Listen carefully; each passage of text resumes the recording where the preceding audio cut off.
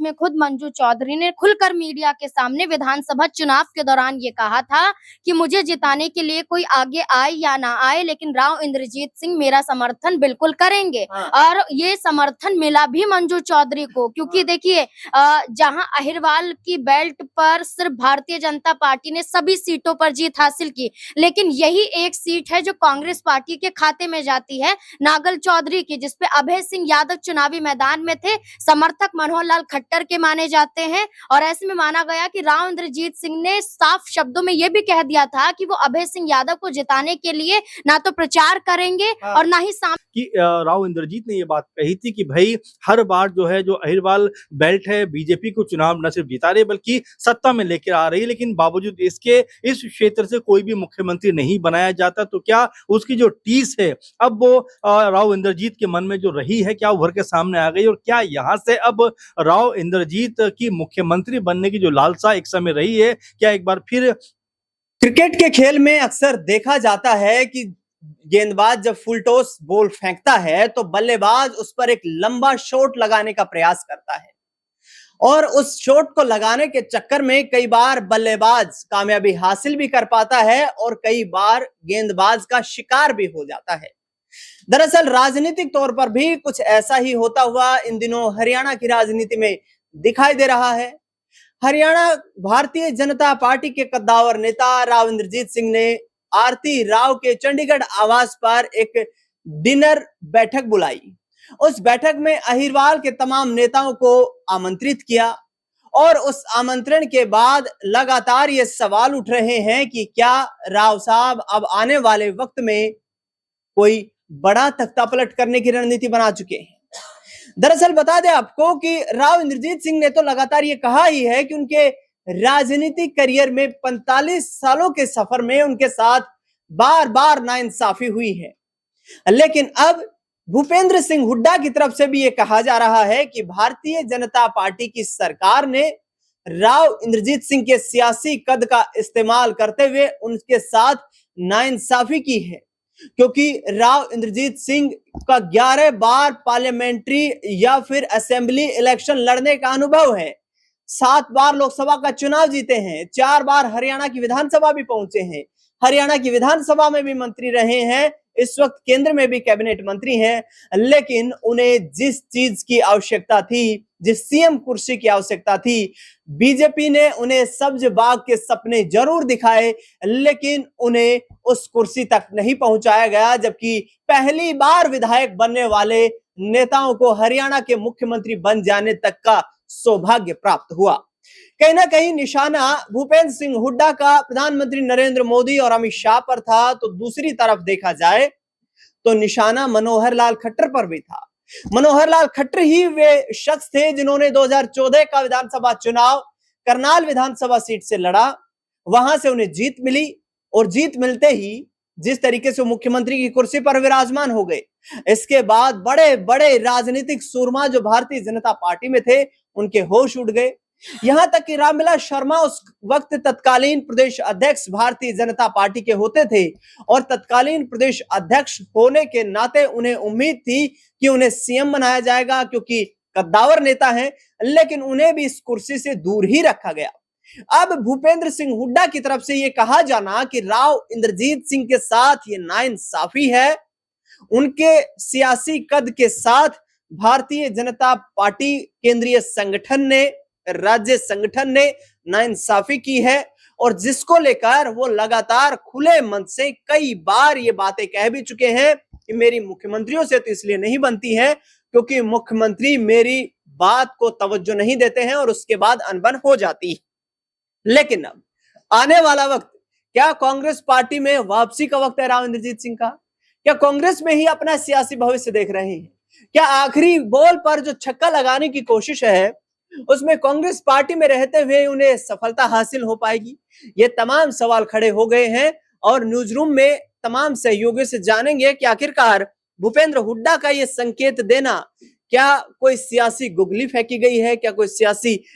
Full toss फेंकी गई है जिस पर राव इंद्रजीत सिंह को छक्का लगाने का यहां पर सीधे तौर पर ऑफर दिया जा रहा है? नाज़मीन, क्या समझती हैं इस बयान के पीछे भूपेंद्र सिंह हुड्डा कह रहे हैं कि भाई राव इंद्रजीत सिंह के साथ तो ये नाइंसाफी हो रही है, क्योंकि खुलकर पहले भी ये बोल चुके हैं कि मुझे मुख्यमंत्री बनना चाहिए, मैं मुख्यमंत्री का दावेदार रहा हूं, लेकिन अभी तक 11 साल बीत जाने के बाद भी वो सूखा खत्म नहीं हो पा रहा है। किस तरीके से इस बयान को हम यहाँ पर राजनीतिक रूप से देखें? देखिए, बिल्कुल हम या बार-बार इस खबरों के माध्यम से सिर्फ यही निकलकर सामने आया कि राव इंद्रजीत सिंह ने आरती राव के आवास पर अपने 11 विधायकों के साथ और एक कांग्रेस पार्टी की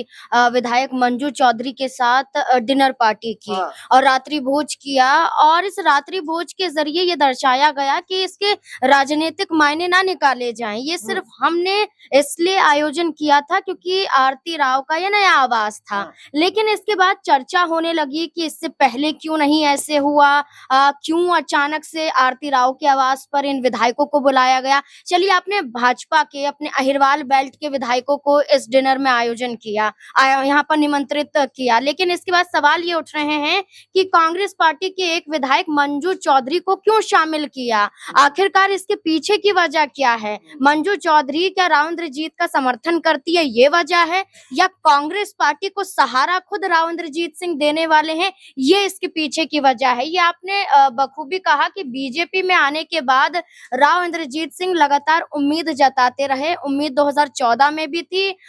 उम्मीद उनकी 2024 में भी थी, 2019 में भी थी, लेकिन राव इंद्रजीत सिंह की वो उम्मीद भारतीय जनता पार्टी ने पूरी नहीं की। सिर्फ और सिर्फ उन्हें केंद्रीय राज्य मंत्री बनाकर छोड़ दिया। इस बात का भी इल्म उनको हुआ और उन्होंने इस बात का जिक्र भी किया कि मुझे केंद्रीय मंत्री भी नहीं बनाया जाता है, मुझे तो राज्य मंत्री बनाकर छोड़ दिया जाता है। तो ये सवाल उन्होंने उठाए और खास तौर पर उन्होंने ये भी उठाए कि उनसे ज्यादा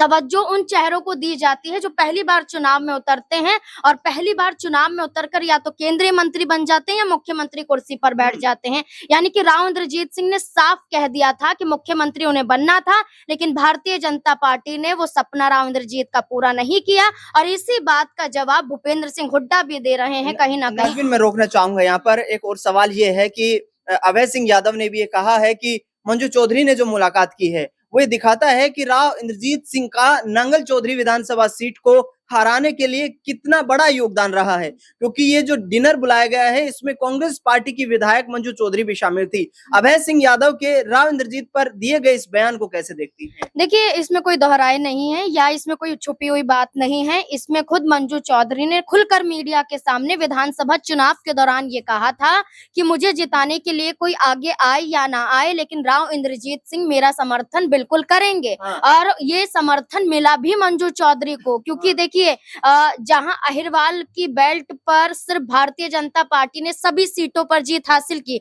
लेकिन यही एक सीट है जो कांग्रेस पार्टी के खाते में जाती है, नागल चौधरी की, जिसपे अभय सिंह यादव चुनावी मैदान में थे। समर्थक मनोहर लाल खट्टर के माने जाते हैं और ऐसे में माना गया कि राव इंद्रजीत सिंह ने साफ शब्दों में यह भी कह दिया था कि वो अभय सिंह यादव को जिताने के लिए ना तो प्रचार करेंगे और ना ही सामने आएंगे, और ऐसा ही हुआ था। प्रचार करने में राव इंद्रजीत सिंह नागल चौधरी पर गए भी नहीं थे। अहिरवाल बेल्ट की तमाम सीटों पर हमने राव इंद्रजीत सिंह को देखा, अटेली विधानसभा सीट पर भी देखा, लेकिन राव इंद्रजीत सिंह वहां तक नहीं पहुंचे। तो सवाल ये उठता है कि मंजू चौधरी ने जो बात कही थी और अभय सिंह यादव उस बात को दोहरा रहे हैं, ऐसे में तो उन पर ही सवाल उठते हैं कि क्या आपको अब डर लग रहा है? क्या राव इंद्रजीत सिंह जो कदम उठा रहे हैं अपने विधायकों के साथ, आपको क्या बेचैनी शुरू हो गई है कि भारतीय जनता पार्टी की सरकार मुश्किलों में आ सकती है? तो तमाम तरीके के यहाँ पर समीकरण बैठ सकते हैं। बिल्कुल, तमाम समीकरण बन सकते हैं। राजनीति में कुछ भी असंभव नहीं दिखाई देता है। अमन जी मेरे साथ मौजूद हैं। सर, हुड्डा का ये एक तरीके से देखा जाए तो सिंपैथिक बयान देना कहीं ना कहीं क्या राव इंद्रजीत सिंह को इशारा है कि आइए साथ मिलिए, साथ चलाते हैं, आगे आने वाले वक्त में भारतीय जनता पार्टी को एक नया सबक सिखाते हैं? देखिए, बिल्कुल, और भूपेंद्र हुड्डा के पुराने साथी भी हैं और जाहिर बात है कि यहाँ पर अगर दोनों की जोड़ी एक बार फिर साथ में आती है तो कांग्रेस पार्टी जो अब तक बीजेपी के दबाव में रही है, क्योंकि आपने देखा चाहे मध्य प्रदेश का जिक्र हो, कर्नाटक का हो, गोवा का हो, यानी कि ढेरों एग्जाम्पल ऐसे हैं जहां पर बीजेपी ने कांग्रेस सरकार गिराकर अपनी सरकारें बनाई हैं। तो क्या यहाँ पर अब उल्टी गंगा बहती हुई दिखाई पड़ेगी? जो कांग्रेस अब तक दबाव में बीजेपी की नजर आती थी दिनेश, क्या अब वो यहाँ पर पूरी तरह से कह सकते हैं कि फ्रंट फुट पे आकर खेलने के मूड में है, क्या एक तरीके से बीजेपी को दबाव में लाने के मूड में है, क्योंकि आप देखेंगे 10 से 12 सीटों का पूरा खेल है, जबकि जब परिणाम कह सकते हैं सामने आए थे उस वक्त भी आपने देखा था कि राव इंद्रजीत ने ये बात कही थी कि भाई हर बार जो है जो अहिरवाल बेल्ट है बीजेपी को चुनाव न सिर्फ जिता रही बल्कि सत्ता में लेकर आ रही है, लेकिन बावजूद इसके इस क्षेत्र से कोई भी मुख्यमंत्री नहीं बनाया जाता, तो क्या उसकी जो टीस है अब वो राव इंद्रजीत के मन में जो रही है क्या उभर के सामने आ गई, और क्या यहाँ से अब राव इंद्रजीत की मुख्यमंत्री बनने की जो लालसा एक समय रही है क्या एक बार फिर जो निकल के सामने आई क्या पूरी होती हुई दिखाई पड़ेगी। क्योंकि आप देखेंगे हरियाणा में इस समय 10 से 12 सीटों का खेल है, और ये बात राव इंद्रजीत भी समझते हैं कि जो अहिरवाल बेल्ट है उसमें उनकी अच्छी खासी पैठ भी है, मजबूत दिखाई भी देते हैं। अगर उनके एक कहने पर 10 से 12 विधायक उनके आवास पर खाना खाने के लिए पहुंच जाते हैं, यानी कि ये सिर्फ खाना खाने की बात नहीं है बल्कि इसके जरिए वो राजनीतिक लड़ाई को एक नई दिशा देना चाहते हैं। क्योंकि लगातार ये बात कही जा रही है कि कई मौकों पर कई मंचों पर ऐसा देखा गया है जब नायब सिंह सैनी और राव इंद्रजीत ने एक दूसरे के ऊपर करारे प्रहार किए हैं। इसी वजह से राव इंद्रजीत की जो ये डिनर पार्टी थी उसको उससे जोड़कर देखा जा रहा है कि क्या यहाँ से एक माहौल राव इंद्रजीत बनाना चाहते हैं, और क्या हुड्डा के साथ मिलकर हरियाणा के अंदर एक नया राजनीतिक खेल खेलना चाहते हैं। क्योंकि अगर ऐसा होता है तो बीजेपी के लिए बड़ा अलग तरह का मामला बन जाएगा, क्योंकि बीजेपी अब ऐसा लग रहा था कि हर एक राज्य में हर एक जगह पर जहां पर वो सरकार में नहीं भी है वहां तोड़कर सरकार बना लेती, लेकिन अब जहां पर बीजेपी सरकार में है कहीं ऐसा ना हो कांग्रेस पार्टी उस सत्ता को हत्या कर बीजेपी के ऊपर पलटवार करती हुई दिखाई पड़े। तमाम सवाल हैं, तमाम कयासबाजियां हैं, तमाम राजनीतिक बयानबाजियां हैं, लेकिन इस बीच राव इंद्रजीत सिंह के मन में क्या है ये कोई नहीं जान पाया है। आगामी वक्त ये निर्धारित करेगा कि आखिरकार राव इंद्रजीत सिंह क्या फैसला लेने पर मजबूर होते नजर आते हैं। इस पूरे मुद्दे को लेकर आपकी क्या राय प्रतिक्रिया हमें कमेंट बॉक्स में जरूर बताएं। देश दुनिया से जुड़ी तमाम बड़ी खबरों के लिए देखते रहिए नेक्स्ट 9 आवाज।